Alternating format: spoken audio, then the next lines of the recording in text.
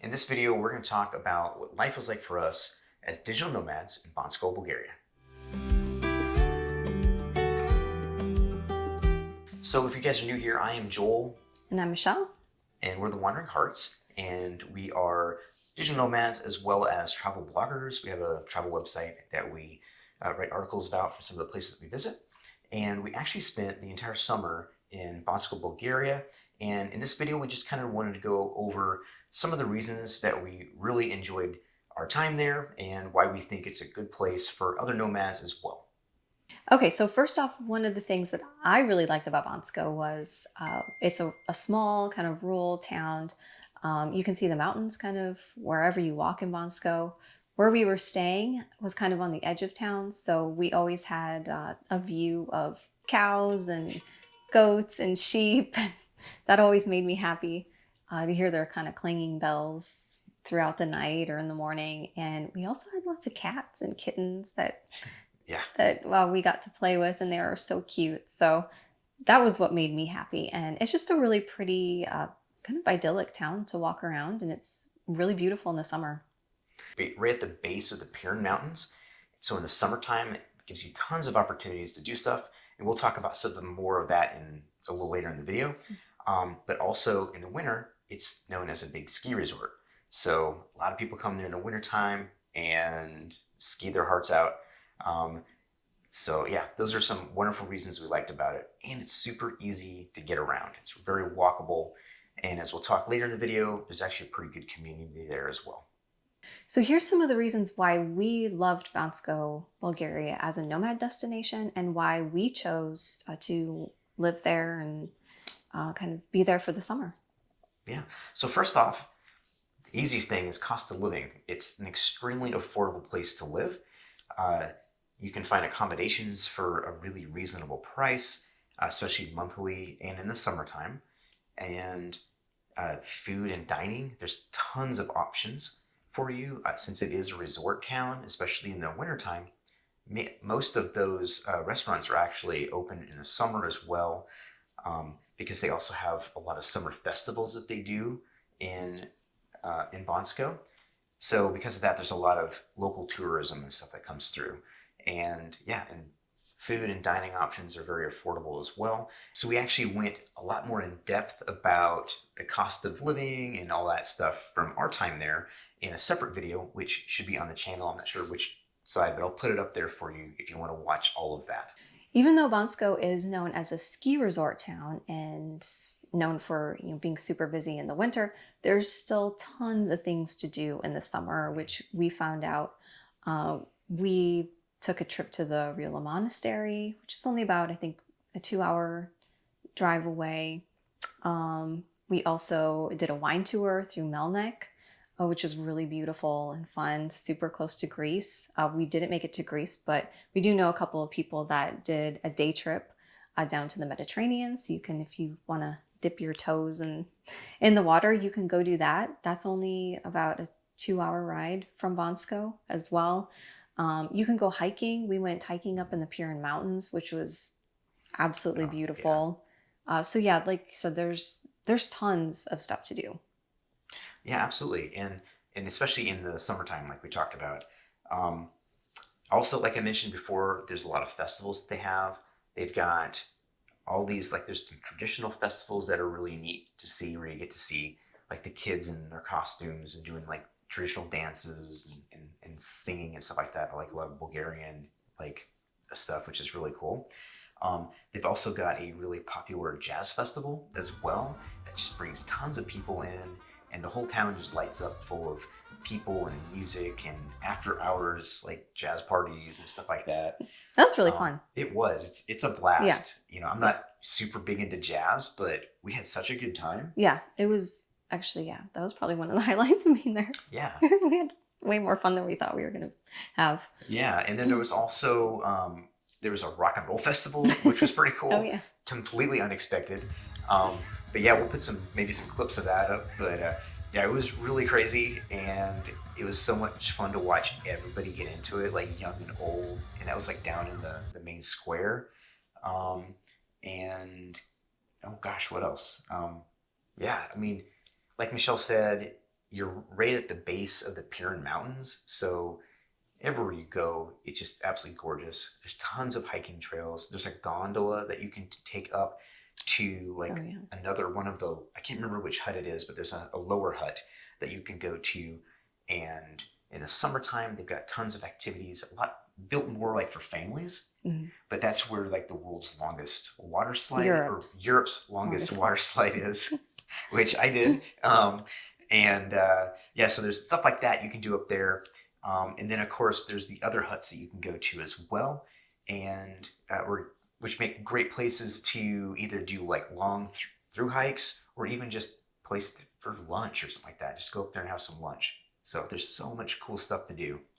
Um, yeah, horseback riding, rafting, ATV tours. In fact, we did one of those as well.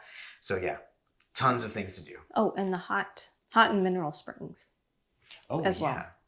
yeah. The You area can is go like visit. littered with like hot springs, and which have been used for what we were told like thousands and thousands of years. Like the Mhm. original like inhabitants of the valley and everything like that were known to come here for those hot mineral springs.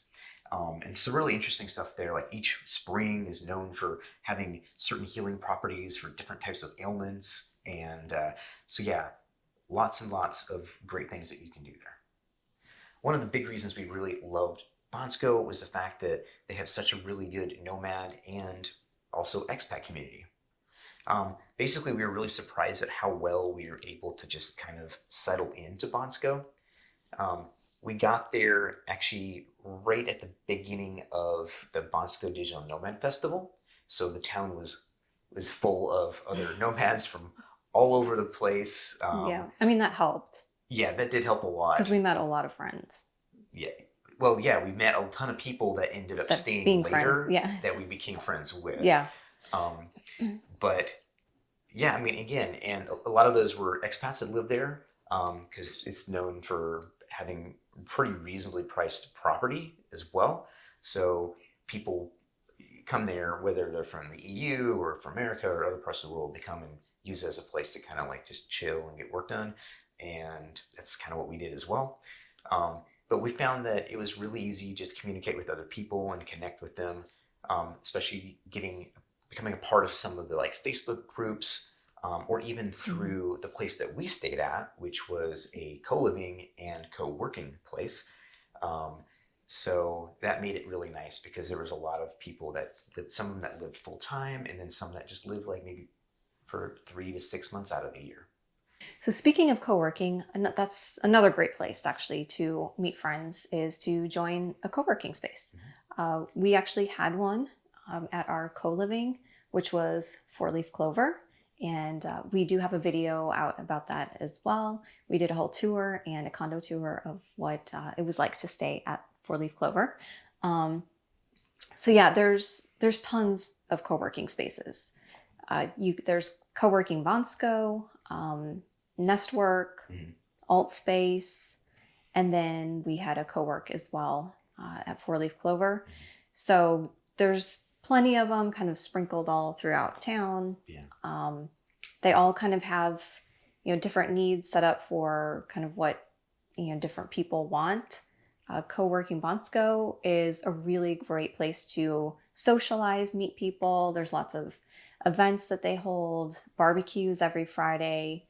A couple of the other ones like Nestwork and Altspace, I think those are maybe more um, professional Yeah, like driven. where If you you want to want like, to yeah, like focus. Yeah. yeah, get some work done. They still have events that you can do as well with them. All of these have really great communities, and I think that is really one thing that helped us settle into Bonsko is by joining these co-works and just meeting people and Yeah. having a community is really great, and I think helps a lot with integration into an area, especially if you've never been there before. Or like us, like this was our first kind of big foray, especially getting out of the US. And we've been nomadic for the last couple of years, but it's mostly just been running around in the US domestically. So it was really great to be able to go somewhere that was already a built in community that was easy to integrate into. Mhm. So, and there's also a couple other places. I think there's one, it's Bonsco Labs. Now, they're not technically a co work, but they do have a lot of other, like, they're like a nonprofit that's set up that has like classes and things where you can actually like learn Bulgarian and coding and just whatever they've got going on. But they also sometimes open up some time slots for people just to come and just kind of work from as well. And alternatively, there's actually quite a few restaurants in town as well that are really easy to work from, and they don't discourage it at all. I mean, hey, if you're gonna, just like a cafe or something like that, if you're gonna like have a glass of wine or eat some lunch or whatever, they're happy to have you there and use the Wi-Fi. And most of them are actually pretty fast Wi-Fi too. So think of them are, a couple of them rather, are some of our favorites were Ginger, Amar, Wine Bar 25, just to name a few. I think Ginger and Wine Bar 25 are up in the Gondola area, so closer to the mountains. And then Amar was like just off the square, which also, by the way, the square area down there also has like there's some free Wi-Fi too that you can access as well. So as we mentioned before, we stayed at Four Leaf Clover, and that was a great place for us to stay. There was tons of nomads there to meet, and actually full-time people as well that were living there. We met some really great people. We had some really friendly neighbors. Shout out to our friend Maya, who actually teaches people how to do print on demand. So we'll link to her YouTube channel as well. So it was fun, to meet those people and get to know them. Petia is the owner of Four Leaf Clover, and she was just lovely. Welcomed us in, and we loved our time there. It was great. So there are a couple other places that you can stay. Co-working Bansko also has a co-live accommodations. I think it's further up towards the Gondola area. Kind of like Midtown. Midway between the Midtown. bottom. Yeah. It's not a big town. It's like 30 minutes to get across the town, to walk from one side to the other, which it's another reason we love it. But I think the co-living Bansko one, I can't remember the name of it, but it is basically midway up to the gondola. So, which I call Midtown. Yeah. And the other one is called Avalon, and that is also a co-live and co-work space as well. And then just to give you an idea, you can find pricing online anywhere from about $250 to $500 a month. Which is actually really, really, really reasonable. Yeah, and some depending on where you're at, if it's a co-live, sometimes that might be included. Like your co-work rather, could be included in that price as well. So, which makes it a little easier. Another thing that we loved about Bansko is the fact that it's actually quite easy to get there. We flew into Sofia, which is actually pretty easy to fly into and get around there. But from there, it was super easy to get down to Bansko. It was a 2.5-hour bus ride, and it cost us, I think it was about $11 US per ticket. And basically you just had to get to the main bus station, which for us was like a $7, I think not even $7 US taxi ride. No, it was like $3. $3. So it was really inexpensive. Yeah. In fact, side note, there is an app, TaxiMe is the app that you want to use in Bulgaria. So you can it's probably your best bet. That way you can get an app. You're not gonna, otherwise some of the taxi drivers might try to keep your change.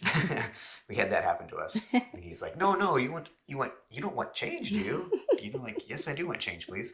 But no, for Bulgaria. I'm like, no, I want my $10 back or my 10 lev.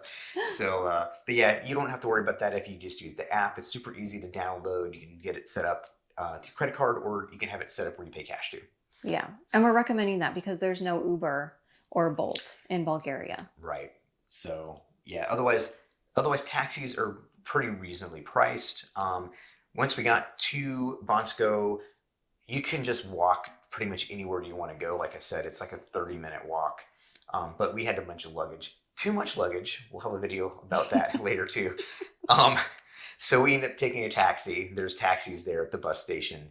And I think it was $5 US. So 10 lev to get us to our stay.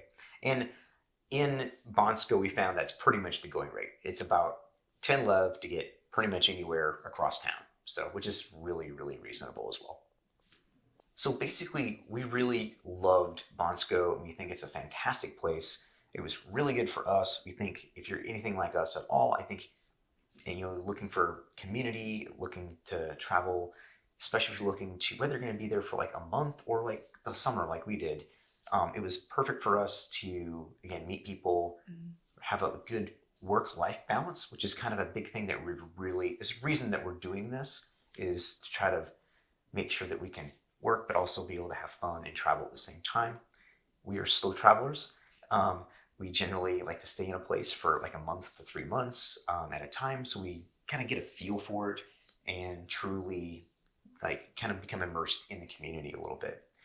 And so we highly recommend it. We've got a bunch of articles, like all the videos that we have, we generally do an article with. You can check that out on our website, wanderinghearts.com. We'll also put links in the description below as well to the things that we talked about. And yeah, be sure to leave us any comments or questions you have. We'll do our best to try to answer those for you. And like I said, we spent almost 3 months there, and we're actually planning on going back next year. So if you're watching this in spring of 2023, we might be seeing you there. Let us know in the comments, so we can connect. Yeah, let us know. Let us know if you've been to Bonsko and what your experience was, or if you're planning on going and have any questions for us. Let us know. Yeah. In fact, again, like we didn't know anything about Bonsko ever, and until I came across some of Kristen Wilson's videos and Johnny FD's videos, kind of showing it as a nomad destination, and that's what it put it on the map for us. And that was like, gosh, back in 2018. So it took us a while to get over there. Obviously with the pandemic and stuff, that kind of put us a couple years behind in doing that. But I'm so glad we did. And we think it'd be a wonderful place for you guys, especially if you're anything like the way we are and looking for those same type of things. So thanks again for watching. Be sure to like, subscribe, and follow along. Yep. Happy wandering.